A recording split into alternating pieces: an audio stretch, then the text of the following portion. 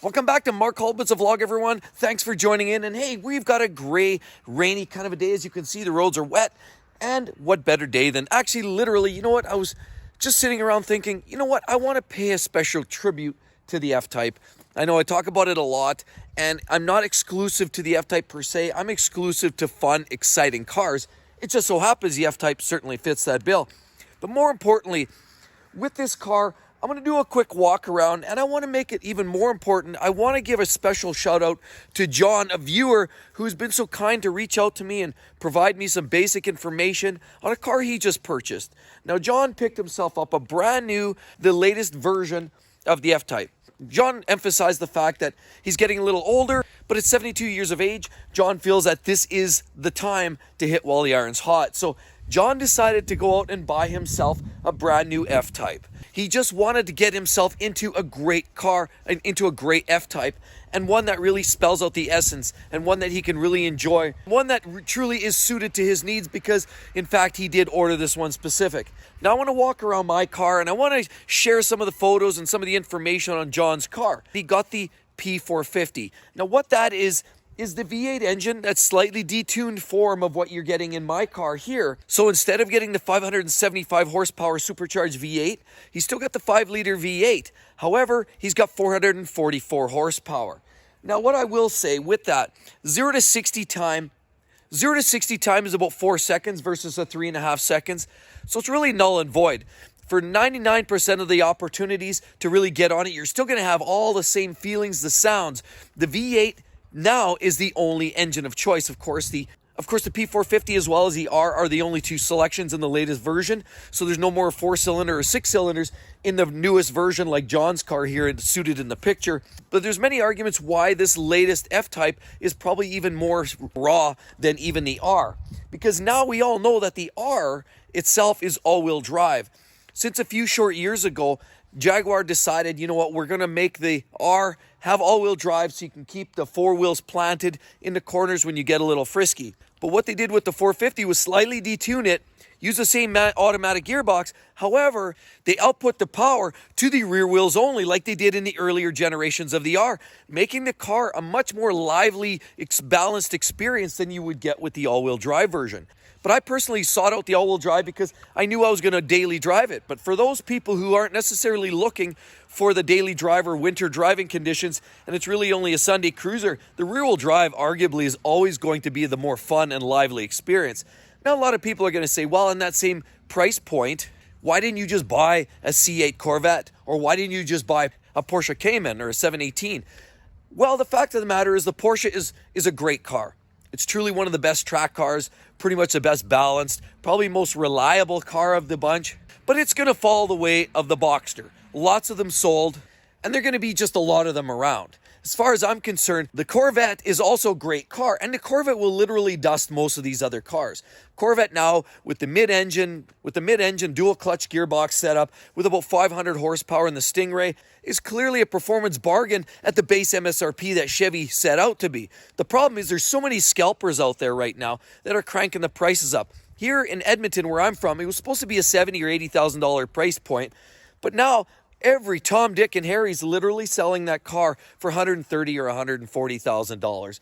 Clearly, what's going on in the scalpers market is just ridiculous. However, back to the point, the Corvette's also likely going to fall victim of the everybody's got one. It's the belly button syndrome, really, right? So to get yourself into a brand new Jaguar, the last of the breed, is likely going to be more of a museum piece. There's going to be far fewer on the road.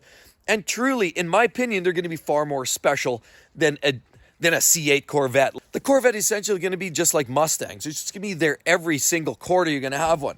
You can't argue the performance, absolutely. They look great. However, there's going to be a lot of them around. F-Types, there's not that many. I go for a drive across town, and clearly I only come across maybe one F-Type on a whole journey across the city here in Edmonton on any given nice sunny day.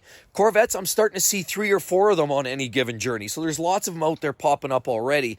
Now, that's not necessarily a bad thing. Just know that when you're getting into Corvette land, you're going to be buying a car that everybody has. But anyway, we're not here to talk about that. We're here to celebrate what's the end of the road for the F Type. And John reached out and bought that latest and greatest 450 because It is a great car in its own right, but let's face it, Jaguar's admitted openly that they're going to hit the end of the road. They're going pure electrification here coming up very, very soon. And while there might be some special edition F-Type popping up here real soon as well, once that's gone, it's over. So in my opinion, these are cars definitely worth picking up and holding on to. I've also spoken in some of my other videos too why I think these are amazing cars and they'll last. You can always rebuild an engine. You can always rebuild a transmission. You can put in a water pump and all those parts and pieces that will fail on a lot of cars. But the foundation of this car is solid. Other than that cross member that's steel and rusted and rusts out from time to time, the rest of the bodywork, there's a lot of aluminum and plastic on here. In other words, I think these cars are set up to last for a long, long time, in my personal opinion. And clearly, a car certainly worth holding on to. Now, before we make some direct comparisons between mine and John's car, I want to point out too, for those that don't like 0 to 60 times, what about quarter mile when you really let the legs warm up on those cars? Quarter mile on that 450 that John just bought is 12.4 seconds. Well, remember my Lamborghini Gallardo? That car had a 12.3 second quarter mile time. So it's pretty much the same as an earlier Lamborghini Gallardo, which I always thought was a very, very frisky, punchy, well-performing car. So you're not hurting there. And again, with the all-wheel drive, with the rear-wheel drive in the 450 that John picked up, it's going to be a lot of fun. Can't forget about that V8 sound that you pump out. Even though it's detuned, it's still going to belt out some of the great noises that we've known to love with all of these F-Types. So first of all, great John there. Bye. Thanks for sharing the information, and let's make some direct comparisons. So looking at my car, it's pretty clear. We know what this is all about. But John's car, that's Forenza Red, and it's absolutely gorgeous. When we compare the two, his car, I love reds. I've always said that red in the F-Type is just beautiful. There's not many around, and that's why I think it's special. Now, there's a few other things besides the red. Now, of course, you'll see I've got the older generation F-Type here with the vertical type of headlights here.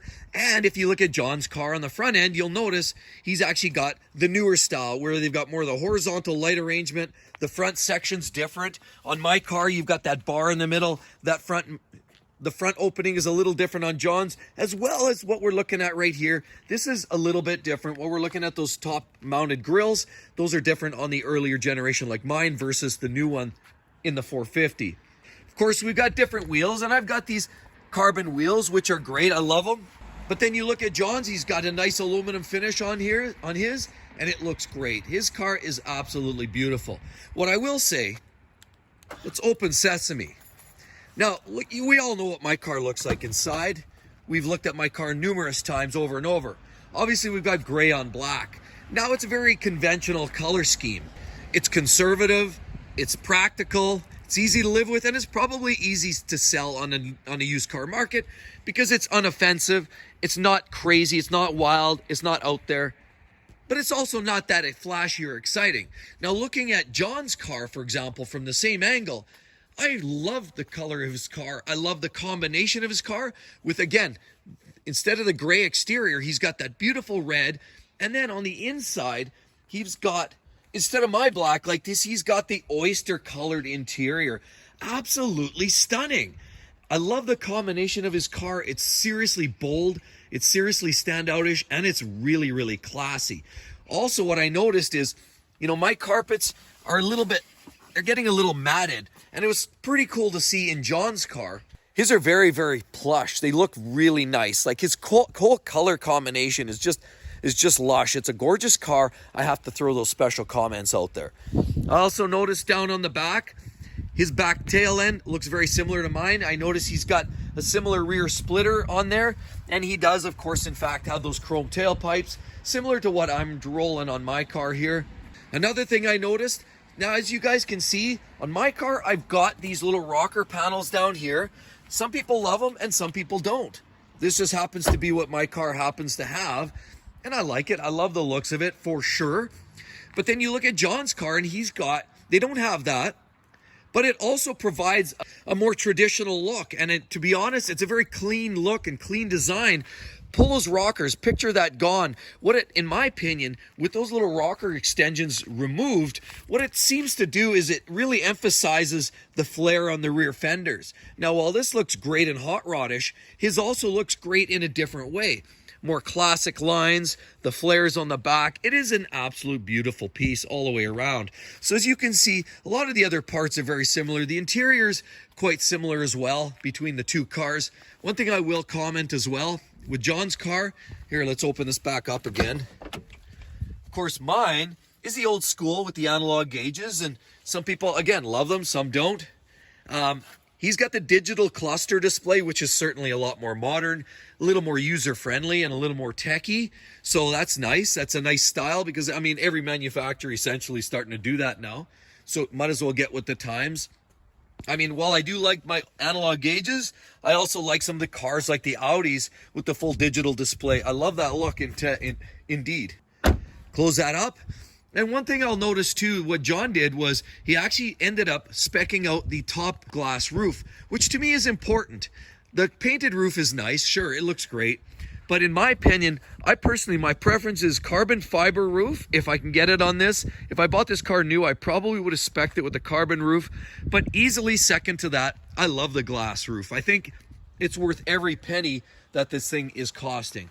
The upgrade is well worth it in my opinion, not only for the visibility you're getting in the cabin, but also for the look. I feel it just adds so much extra gloss to the roof, and because it's a darker shade, when you have lighter colors, for example, even with this dark gray, and you've got the black roof because it's actually glass, but it looks very black, it's that contrast, looks very, very cool. And have you ever seen F Types that are in white?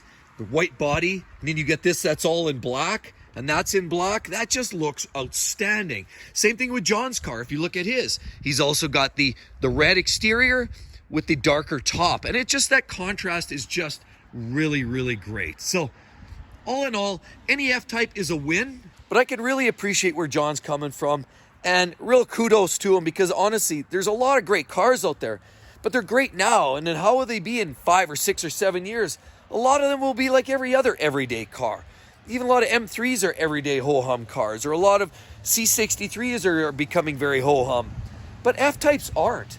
Think about the old E-Types. I think the F-Types aren't too far behind it in terms of their future value propositions. Yes, they're a little techy. Yes, there are going to be reliability issues with some of these cars. Yes, there will be some quality and fit and finish part issues. I mean, we always talk about, you hear the beatings and the batterings that people get over driving the Tesla, and they talk about fit and finish on the door panels and all the fitment panels throughout. Look at this. I mean, okay, that doesn't look too bad there, and this side's actually lined up not too bad. But then let's look at the other side. We go over here. I mean, look at that obtuse piece right there. Doesn't even come close. Now this side looks like it's lined up, but this side not even close. How about over here? Well, then we look down here. We actually have some alignment issues continually on my car, just a little bit off skew there. And as we look down here, same storyline. It's a little wider here than it is over here. So it's not perfect, but it's close. So aside from a few of those little character flaws, these cars are amazing. They're at the end of the road. This is the last of a dying breed. And this really isn't about being a car snob, because in fact, I think the Corvettes are great. The Caymans are great. Any of these cars, because they're car enthusiasts, they're enthusiast cars. They're all great, and I love them all for their own reason. But I do believe the F Type is the last. They've finally seen the end of the road, and sadly, there aren't going to be many opportunities to pick one up in the next couple of years. And honestly, once every third of your neighbors down the road are all driving EVs, and you're seeing like a Tesla right there already, that's a classic example of where things are going to get to. In 10 years from now, if you have a beauty like this parked in your garage, everybody else is just going to be envious. Yeah, your local governments are probably going to gouging you on taxation due to carbon. They're going to take a run at you. I guarantee you, politicians and the so-called environmentalists are going to take a run at people like us with these ICE engines, and particularly real gas hoggers like these. It doesn't matter. Even if this sits in the garage, you fill it up, and maybe only use a tank of fuel every year, doesn't matter. Take it for a spin around the block, give it that snarl, that rip. These cars will be there forever. They're amazing. Great choice, John. And I just want to pay a final tribute, in my opinion, to what the F Type really is and what it will become in the future. So if you guys are a car lover like myself, and you really do believe that, hey, it's never too old to buy your car of your dreams, John proved that, I proved that. Really, this is the channel you're going to want to subscribe to, because remember, Life's too short to drive boring cars.